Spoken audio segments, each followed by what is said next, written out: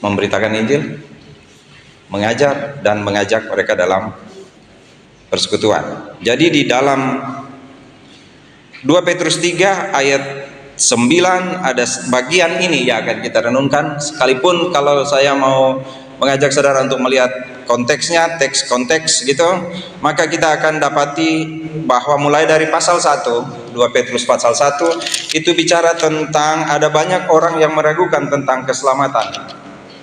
Tetapi Pak Petrus menulis 2 kali surat, jadi surat Petrus 1 dan 2. Di pasal 1, 2 Petrus pasal 1 bicara tentang meragukan keselamatan, keraguan terhadap keselamatan. Di pasal 2 tentang pengajar-pengajar yang salah atau nabi-nabi palsu. Jadi ada meragukan keselamatan atau penekanan terhadap keselamatan kembali, lalu peringatan terhadap ada nabi-nabi palsu pada waktu Petrus menulis surat itu, dan di pasal 3 tentang mengejek, ejekan. Dibilang itu sebabnya dia bilang ada banyak pengejek yang tampil sekarang ini. Tentang apa yang mereka ejek? Tentang apa? Tentang kesucian hidup dan tentang kedatangan Tuhan. Saya adalah salah satu orang yang sebenarnya mengejek. Sebelum saya menjadi orang percaya, sebelum saya menjadi anak Tuhan, saya bertanya pada mama saya. Pertanyaannya seperti ini, Ma, saya tanya ke mama, Ma, dulu kan Yohanes Pembaptis itu berkhotbah, bertobatlah karena kerajaan surga sudah dekat. Waktu itu sudah tahun di atas tahun 75, karena sudah papa saya meninggal. Saya tanya, kenapa sampai sekarang nggak datang? Jadi di sekitar saya itu kan ada teman-teman saya, mereka bergereja yang selalu bicara tentang kedatangan Tuhan.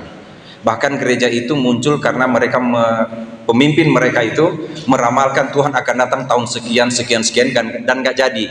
Jadi dan saya selalu lihat mereka hidup bagus sekali, tapi setiap kali mereka bilang ceramah gitu. Jadi mereka selalu bikin KKR dan bilang tidak lama lagi Tuhan datang. Bahkan ada lagunya.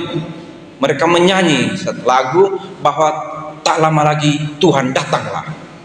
Tiup nafiri dan gitu. Tiup nafiri dan bunyikanlah Yesus mau datang segera. Itu lagu diulang-ulang. Tapi kok nggak datang-datang ya? Saya tanya ke mama saya, kok nggak datang-datang? Kenapa nggak datang?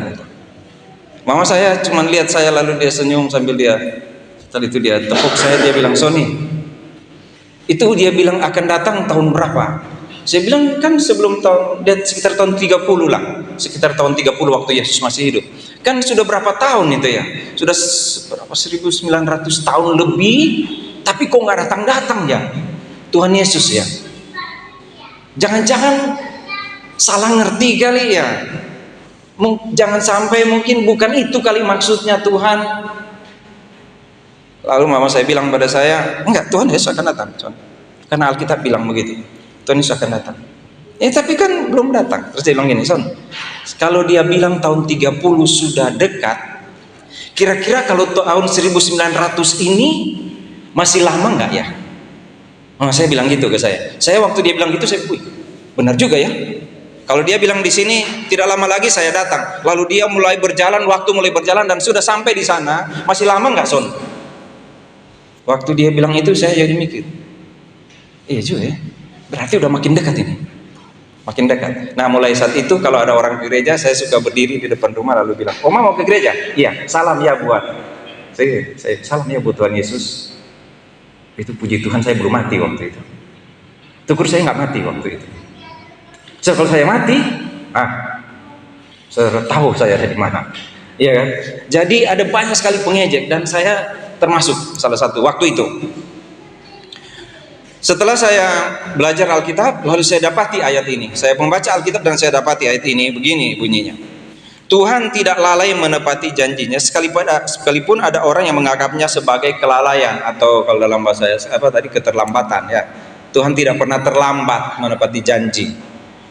Tetapi ia sabar terhadap kamu, karena ia menghendaki supaya jangan ada yang binasa, melainkan supaya semua orang berbalik dan bertobat. Tuhan tidak lalai menepati janji. Waktu saya baca itu saya, oh iya. Dan saya ketemu ayat itu ada di ayat 4. Ketika ada pengejek-pengejek yang bilang, di mana janji tentang kedatangannya itu? Sebab sejak bapa-bapa leluhur kita meninggal, segala sesuatu tetap seperti semula pada waktu dunia diciptakan. Nggak ada masalah, biasa saja. Kenapa orang mengejek itu? Jadi yang diejek itu ada dua sebenarnya tadi yang saya katakan. Yang pertama soal kesaksian hidup, kehidupan yang bagus. Orang-orang percaya di sini, kalau saudara lihat di 1 Petrus 2, itu mereka dalam tekanan. Orang-orang itu dalam tekanan, tetapi mereka diminta oleh Petrus untuk tetap setia pada Tuhan. Kalau kamu menderita sebagai orang Kristen, banggalah. Jadi mereka harus berbeda dengan dunia. Tapi lama-kelamaan kami ini sudah beda dengan dunia, sudah seperti ini, tapi kok nggak datang-datang ya?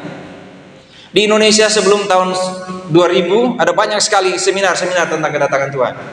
Bahkan kalau Bapak Ibu masih ingat, ada satu pendeta bahkan mengajak orang-orang itu ke daerah Bandung, menjual semua, dan mereka sedang menunggu Tuhan datang. Dan tidak datang. Tuhan tidak datang, lalu yang dipermalukan siapa? Mereka? Bukan mereka yang dipermalukan. Ada banyak para bidat, banyak sekali bidat yang menolak kedatangan Tuhan atau meramalkan tentang kedatangan Tuhan. Ya, para bidat ini bekerja keras sekarang. Mereka menolak kelahiran Tuhan, bahkan kedatangan Tuhan. Mereka tentukan. Itu bidat. Para bidat itu. Jadi ketika mereka bilang Tuhan Yesus akan datang lalu tidak jadi datang, orang-orang Kristen bilang begini. Itu kan salah tafsir sih. Jadi orang Kristen juga menghina mereka karena mereka salah. Mereka salah meramal atau menafsir tentang nubuat Tuhan. Mereka bilang nanti akan datang di sini, di Amerika nanti akan datang, nanti ada gereja-gereja seperti itu. Nanti mungkin saya tidak bisa sebut ini karena nanti ini direkam, nanti akan saya taruh di YouTube. Nanti kalau saya bilang sebut nama gereja, saya bisa ditanya, ya, Bapak lebih tahu dari gereja kami gitu. Jadi nanti kita bicara di WA, jadi apa di PA gitu. Jadi ada gereja-gereja yang bahkan mereka bilang mereka adalah orang-orang suci pada zaman akhir ini, karena satu waktu Tuhan akan datang untuk mereka saja. Mereka menunggu. Ada pendeta yang bahkan bunuh diri bersama dengan jemaatnya karena Tuhan akan datang, dan ketika Tuhan tidak datang mereka malu, mereka minum racun dan mereka mati. Lalu orang-orang percaya bilang, itu kan mereka salah kan? Saudara, ketika orang percaya mengatakan itu, ada satu yang ketinggalan dalam diri orang percaya, yaitu orang percaya lupa orang bukan Kristen juga menghina orang percaya. Buktinya kan Yesus nggak datang kan? Saudara lihat maksud saya? Ketika mereka meramal atau menubuatkan atau membahas, mengerti, mereka bicara tentang nanti Tuhan Yesus datang tahun 2000, lalu nggak datang, orang yang tidak percaya bilang, itu kan nggak benar kan, Yesus datang, salah ngerti kan? Apalagi dalam doktrin banyak kali mereka bilang Yesus sudah datang tetapi secara rohani. Tuhan sudah datang secara rohani, belum sampai ke bumi, baru sampai di Orion, ada bintang Orion menurut doktrin mereka. Baru sampai di situ, belum turun. Nanti tahap kedua dia turun ke bumi. Banyak sekali doktrin seperti itu. Tetapi bukan itu yang harus kita perhatikan. Yang kita perhatikan sebenarnya di dalam 2 Petrus 3 ini adalah pengejek-pengejek. Orang-orang yang mengejek. Orang-orang yang mengejek. Yaitu bagaimana Tuhan Yesus datang? Mungkin gak jadi datang kali, atau sudah datang tapi di satu tempat kali, kalian tidak tahu. Ketika saya sudah mendekati percaya, belum percaya ya, mendekati percaya, saya dengar seminar, ceramah, kalau dulu ceramah yang itu, yang mereka sewa lapangan, mereka bangun tenda, lalu mereka pakai toa dan bilang begini, tidak lama lagi Yesus datang, kita harus melakukan hukum ini karena Tuhan Yesus akan datang. Satu waktu dia akan datang dan kita akan dibawa ke surga. Saya suka ingat itu. Ketika saya menjadi percaya, saya diajar dengan tiba-tiba satu waktu kelak orang percaya akan diubah tubuhnya, dan yang mati akan dibangkitkan, diberi tubuh baru dan diangkat naik ke surga. Tapi hidup saya belum benar waktu itu. Waktu mama bilang pada saya, satu waktu Tuhan Yesus akan datang, saudara. dan orang percaya akan diangkat. Kita tidak tahu kapan, mungkin besok, mungkin nanti, kita tidak tahu. Mama tidak tahu, semua orang tidak tahu. Mama cuma minta kamu jadilah orang percaya pada Tuhan. Saya bilang pada dia, saya percaya Tuhan. Sekarang saya percaya Tuhan Yesus. Ketika saya diinjili itu oleh teman-teman dari Yayasan Injil Anugerah waktu itu dan dari Gereja Alkitab Anugerah, saya percaya. Saya bilang gitu. Suatu waktu saya dalam keadaan sakit, takut saya. Lalu dia tidur, saya suka tidur. Saya bilang, "Mas, saya mau tidur sama mama. Walaupun di bawah saja. Di tempat tidur saya mau tidur di bawah saja." Saya alas itu, saya di bawah. Kenapa? Saya pengen dekat dengan mama. Padahal saya bukan dekat dengan mama. Saya takut kalau mama saya diangkat Tuhan, lalu saya tidak diangkat, bagaimana? Jadi saya pegangan di bajunya dia. Apa itu? Daster ya. Saya pegang. Saya tidak, nanti saya bangun, saya pegang. Oh, masih ada. Sampai pagi masih ada. Terus ternyata dia tahu saya pegang itu. Dia ketawa, dia bilang, "Mama tahu kamu tadi malam suka pegang baju mama." Kenapa? Iya, saya ngaku. Nanti kalau Tuhan Yesus datang terus angkat mama, lalu saya nggak terikut, kan nanti saya tinggal di dunia. Dia tanya, emang kenapa kalau di dunia? Saya baca di sini ayat 10, dunia ini akan dibakar, saya nggak bisa lari, ya kan? Di ayat 10 di sini kan, kalau Tuhan Yesus menyelamatkan, dunia ini akan dibakar, kamu tinggal. Aduh, selalu seperti itu. Ada nggak ya kira-kira orang takut kalau Tuhan Yesus datang nanti saya mau bagaimana ya?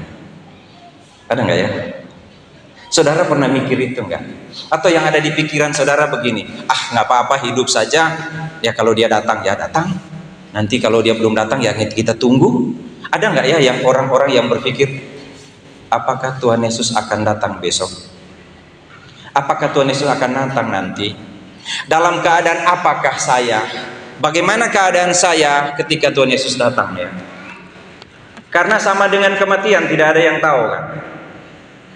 Kedatangan Tuhan Yesus pun tidak ada yang tahu. Tidak ada orang tahu kapan Tuhan Yesus datang. Kita mungkin lagi hidup, kita mungkin ntar lagi kerja bakti, lagi benerin apa gitu ya. Ibu-ibu lagi masak kali ya. Terus Tuhan Yesus datang, kita tidak tahu. Tapi pernah nggak kita pikirkan itu? Satu waktu dia akan datang dan saya tidak tahu kapan. Sehingga saya harus hidup sekarang bersiap karena dia akan datang. Dan kita tidak tahu. Kenapa? Kalau dulu dia sudah katakan, bertobatlah, kerajaan surga sudah dekat. Dia bilang gitu kan kepada orang Israel, bertobatlah, kerajaan surga sudah dekat. Bagaimana dengan sekarang? Apakah masih lama? Hati-hati. Jangan sampai besok lusa, atau mungkin 1 tahun lagi, 1000 tahun lagi, kita nggak tahu. Karena bagi Tuhan sama, 1 hari dan hari 1000 tahun kan sama kan. Yaitu di hadapan Tuhan 1 hari sama seperti 1000 tahun. Kita nggak tahu kan. Tuhan bilang 1000 tahun lagi saya datang, padahal itu besok. Tuhan bilang saya datang besok, padahal itu 1000 tahun lagi. Kita tidak tahu. Tidak ada satu hamba Tuhan pun yang dapat penglihatan dan benar, oh Tuhan Yesus akan datang. Tidak ada. Ada satu kitab yang ditulis tentang kedatangan Tuhan, di Wahyu, tapi pun tidak bilang kapan terjadi. Ketika ada banyak orang mulai mengajar, dia akan datang karena ini tanda-tanda Israel sudah diserang. Nanti Israel kalau diserang, nanti sudah tidak lama lagi akan datang. Nanti Bait Allah akan dibangun, tidak lama lagi akan datang. Bukan itu. Bukan itu. Kalau saudara baca di Matius pasal 24, itu baru, bahkan ada penderitaan baru, tanda-tanda menjelang zaman baru. Kedatangan Tuhan sekarang di angkasa tidak ada tanda-tanda. Kalau kedatangan kedua menjejakkan kakinya di bumi, masih ada banyak tanda di Matius 24, ya kan? Ada di Wahyu banyak sekali tanda. Tapi dia datang mengangkat orang percaya di zaman kasih karunia ini, atau di zaman anugerah ini, nggak ada tanda-tanda. Sementara kita menyanyi sekarang, bisa jadi dia angkat kita ke surga. Ada dua, bisa jadi kita meninggalkan dunia ini karena kematian, atau kita meninggalkan dunia ini karena diangkat bersama-sama dengan Tuhan ke angkasa. Seorang orang ibu bilang pada saya, Pak Sony, boleh nggak berdoa minta pada Tuhan kalau saya meninggal dalam keadaan seperti apa? Saya bilang boleh. Kenapa saya bilang boleh? Ada banyak sekali kesaksian saya bertemu dengan orang ketika dia bilang begini, Pak Sony, saya lagi minta pada Tuhan, kalau saya meninggal, saya jangan dalam keadaan yang sakit. Kalau saya meninggal, saya jangan nyusahin banyak orang. Saya tidak punya siapa-siapa, saya tidak punya istri, saya tidak punya anak, tidak punya. Boleh nggak saya minta pada Tuhan supaya kalau saya meninggal sudah selesai. Dan banyak kali seperti itu saya dengar. Nah, Oma ini tanya pada saya, boleh nggak Pak Sony saya berdoa minta pada Tuhan? Saya bilang boleh. Kenapa Oma mau minta apa? Dia bilang, saya mau minta, saya tidak mau mati, saya tidak mau sakit, saya tidak mau sakit, dan saya tidak mau mati. Jadi Oma mau apa? Saya mau Tuhan Yesus angkat saya ke surga langsung. Boleh nggak? Saya bilang, aduh saya suka sekali doa itu. Pasti semua orang Kristen suka sekali doa itu. Dan kalau Tuhan jawab ya Oma, waduh, puji Tuhan. Karena bukan cuma Oma yang diangkat. Semua orang percaya akan diangkat ke surga. Nggak tahu dia masih berdoa ini kan, sampai sekarang masih berdoa. Saudara yang kasih dalam Tuhan Yesus, ketika diejek orang-orang percaya yang hidup menderita. Jadi mereka itu di 2 Petrus ini, di kitab Petrus atau jemaat yang ditulis surat oleh Petrus ini, mereka sangat menderita. Tapi Tuhan bilang kepada mereka melalui Petrus, kamu harus hidup benar. Doakan pemerintah yang jahat itu. Mendingan lebih baik kamu menderita sebagai orang Kristen daripada seperti dunia ini. Dan mereka menderita. Pada waktu mereka menderita, ada orang yang hidup foya-foya di samping mereka. Mereka ada yang harusnya ke gereja, mereka tidak ke gereja, mereka ke tempat mana? Dan mereka nyaman. Mereka bilang, enggak mati kan sayang? Kalian ke gereja masih hidup, saya juga masih hidup. Kalian ke gereja nyanyi-nyanyi puji Tuhan, saya juga ke tempat lain nyanyi-nyanyi juga, senang, nggak perlu puji Tuhan. Sama kan hidup kita kan? Kamu kerja di kantor, gaji naik, saya juga gaji naik kan, sama kan? Dunia bilang begitu kepada anak-anak Tuhan pada waktu itu. Dan dunia sedang mengatakan itu sekarang di sini. Dunia sedang mengatakan itu. Kamu hidup senang, saya juga senang. Kamu menyembah Tuhan sampai susah payah, saya juga percaya Tuhan, son. Tuh kalau kamu masuk surga, saya juga nanti masuk surga. Jadi ngapain mesti susah-susah? Bukankah Alkitab bilang jangan hidupmu terlalu saleh? Jadi ada orang yang akan lebih mementingkan sesuatu yang bukan Tuhan daripada Tuhan, dan dia akan bilang kepada orang yang mementingkan Tuhan, nggak ada masalah kan, sama saja kan? Pernah alami itu? Pernah nggak saudara berdiri dan, aduh saya udah jujur banget di kantor, tapi gajinya sama, dia korup, malah lebih kaya. Lalu tanya pada saya, Pak Sony, dia hidup nggak benar, tapi kok kayaknya Tuhan berkati ya? Saya mau suruh baca Mazmur yang bilang begini, lihat tubuh mereka tambun, ya itu kok mereka begitu ya, sama ya Pak Sony ya. Kita nggak aktif di gereja, sama dia aktif, saya lebih nyaman. Ada minggu saya datang gereja, ada enggak saya gereja, saya kemana-mana, nggak ada masalah ya. Ya begitu ya. Pernah lihat itu nggak? Ini pemuda udah capek-capek, setelah ini nanti ketemu dengan Pak Sony, kita mau diskusi firman Tuhan, ada yang mondar-mandir aja, biasa aja tuh Pak. Bahkan dia bisa bilang, kalian tiap minggu ke gereja tapi hidup kamu kayak gitu. Tiap minggu ke gereja tapi lihat hidupmu. Saya dong, nggak selalu di gereja tapi hati kepada Tuhan. Bagus kan gitu ya? Ya kan? Ada nggak begitu? Ada. Maka pemuda tetaplah kuat. Karena orang akan bilang seperti itu, tapi berdirilah tetap dengan Tuhan. Kenapa? Karena tidak mungkin sama bagi Tuhan. Tidak mungkin sama di hadapan Tuhan. Ada orang yang berkorban bagi Tuhan, melayani Tuhan, setia pada Tuhan dengan orang tidak setia. Tidak mungkin sama. Kenapa? Bukankah Tuhan menghargai orang yang menghormati Tuhan? Mungkin di dunia ini akan sama, karena kita tidak lihat penilaian Tuhan. Tetapi jangan dikira sama. Kenapa? Tuhan tidak membedakan orang percaya. Tuhan tidak membedakan orang berdosa, sama-sama berdosa. Tetapi kalau kita perhatikan dalam Alkitab, toh Tuhan bedakan ketika ada orang yang setia pada Tuhan dan tidak setia. Begini, orang tidak percaya neraka, orang percaya itu menjadi milik Tuhan dan diberkati oleh Tuhan. Bagaimana mungkin orang percaya yang melayani Tuhan tidak lebih diberkati daripada orang percaya yang hanya percaya saja? Bukankah akan lebih diberkati? Diberkati dengan apa? Materi? Mungkin bukan. Karena apa? Ada lagu itu, hidup ini adalah kesempatan, ya kan? Begitu ya. Karena yang akan nilai itu di akhir sana, bukan di sini. Sehingga ada banyak sekali orang akan mengejek anak-anak Tuhan. Dan saya kira yang paling banyak menerima ejekan itu adalah pemuda-pemuda Gereja Alkitab Anugerah Salafide Balikpapan. Mau kemana? Mau latihan hari Selasa? Nggak usah, kan udah tahu lagunya. Mau ini, oh ini. Pokoknya beres saja. Memangnya Tuhan nggak nilai itu? Ternilai kan ya? Tuhan nilai. Tetapi kan keputusan ada di orang itu. Kenapa? Karena Tuhan tidak lalai menepati janjinya. Sekalipun ada orang yang menganggapnya sebagai kelalaian, sebab dia sabar terhadap kamu. Dia bilang ini kepada orang percaya. Dia tidak bilang kepada para pengejek itu. Petrus tidak mengatakan surat ini kepada para pengejek. Dia bilang gini kepada orang yang terima surat ini.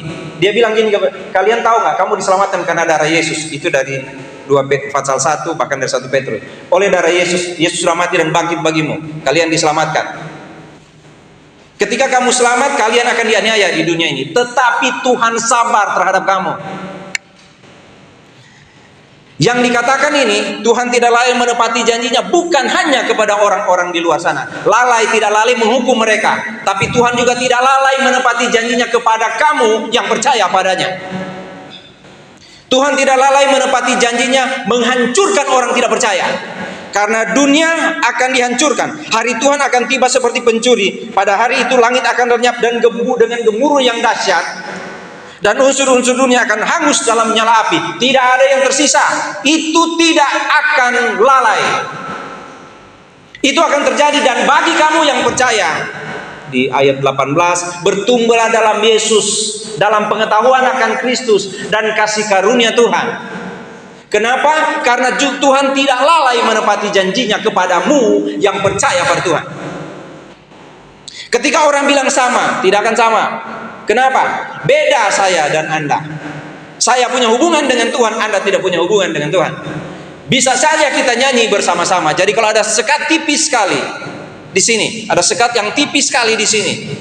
Saya percaya, dia tidak percaya. Oh, jangan di sini, ini ada orang di sini. Sebelah sini. Saya ada di sini sebagai orang percaya pada Tuhan yang mengasihi Tuhan dengan tulus. Lalu ada orang di sebelah sana, tapi ada sekat di sini yang saudara tidak lihat. Sekat itu namanya iman, anugerah Tuhan. Iman di sini tidak ada yang lihat. Saya nyanyi, dia nyanyi. Saya berdoa, dia berdoa. Saya ke gereja, dia ke gereja. Tetapi dia tidak punya Yesus dalam hatinya. Yang tahu cuma Tuhan. Pada satu waktu seperti orang di lift.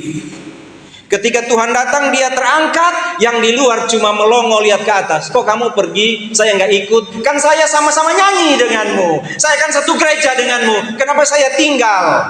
Ada yang beda, dan beda itu ada di mata Tuhan, bukan di mata manusia. Karena mata manusia selalu kotor, tidak dapat melihat yang benar.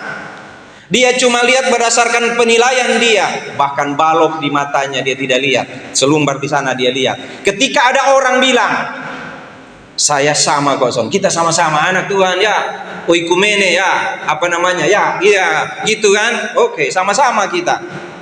Tapi kalau you tidak punya Yesus, enggak sama. Bahkan saya mesti bilang dengan keras di sini, orang yang melayani Tuhan dengan tidak melayani Tuhan tidak sama. Kenapa tidak sama? Kalau cuma percaya saja dan tidak melayani Tuhan, kenapa Tuhan bilang ikutlah aku? Pikul salib, menderita bagi aku. Kenapa Tuhan panggil itu? Kalau cuma bilang percaya saja.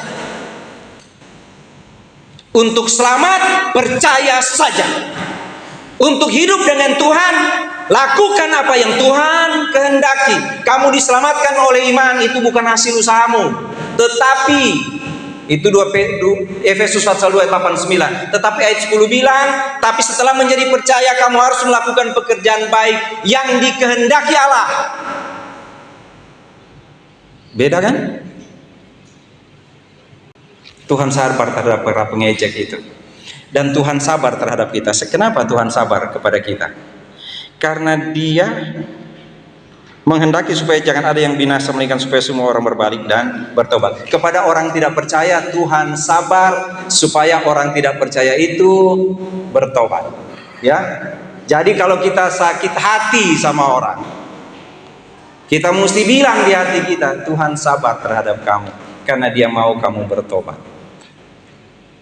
Karena orang nyakitin kita, keluarga kita, saudara kita, orang di sekitar kita, tetangga, teman kerja, apa itu, saingan di bisnis, apapun itu, ketika dia sakiti kita, kita bilang dalam hati seperti Alkitab bilang, Tuhan sabar terhadap kamu.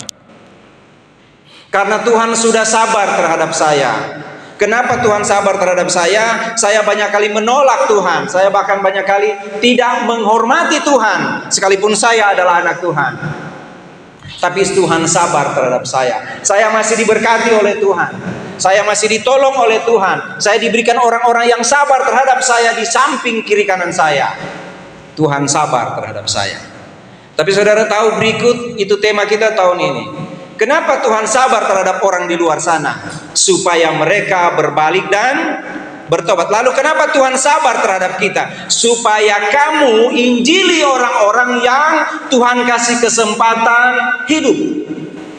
Jadi kalau Tuhan sabar kepada kita, bukan karena Tuhan mau hukum orang itu saja, tapi Tuhan sabar terhadap kita Tuhan sabar kepada kita supaya kita mau memberitakan Injil kepada orang-orang yang Tuhan masih sabar menunggu dia balik. Kalau Tuhan sabar kepada kita, tidak hukum kita sekarang karena kita salah, maka Tuhan sedang sabar menunggu kita untuk bicara tentang Injil kepada orang lain. Maka jangan diam. Karena Tuhan sedang sabar menunggu kita untuk bicara tentang Injil. Karena Tuhan tidak menghendaki ada yang binasa. Jangan kalau kita lihat ada orang mau binasa, kita bilang, mampus lo, habiskan lo. Gak bisa itu yang saya bilang waktu lalu. Tidak pantas bagi GAA Solafide Balikpapan membenci orang lain. Karena bukti kita orang percaya adalah jika kamu memiliki kasih. Kalau tidak punya kasih, berarti bukan dari Tuhan. Kenapa? Karena Allah itu kasih. Kalau ada orang percaya tidak memiliki kasih kepada orang yang belum percaya, apalagi tidak memiliki kasih kepada sesama anak Tuhan, mungkin dia bukan orang yang Tuhan bilang, barang siapa supaya orang mengenal kamu sebagai muridku apabila kamu saling mengasihi. Karena begitu besar kasih Allah akan dunia yang berdosa ini, dia berikan anaknya. Ketika ada yang mengejek kita karena kehidupan kita yang beda dengan mereka, ketika ada yang mengejek kita karena kita bergantung pada Tuhan, ketika ada yang mengejek, mana Tuhan kok nggak kelihatan? Memang Tuhan ada? Jangan-jangan Tuhan nggak ada? Mungkin Tuhan nggak ada. Lalu kamu ke gereja apa? Sama aja. Saudara, sabar saja. Karena kita punya Tuhan yang sabar, ya kan? Tapi kalau Tuhan sabar, jangan saudara bilang begini, Tuhan pasti nggak marah kan? Oh, Tuhan kan sabar. Tuhan pasti nggak marah kan? Tuhan nggak sabar. Ya, Tuhan kan sabar. Nggak mungkin kan Tuhan nggak sabar. Jadi biarpun saya hidup nggak benar, Tuhan kan sabar. Enggak. Harus hidup kudus di hadapan Tuhan. Kenapa? Karena Tuhan sabar menjagamu.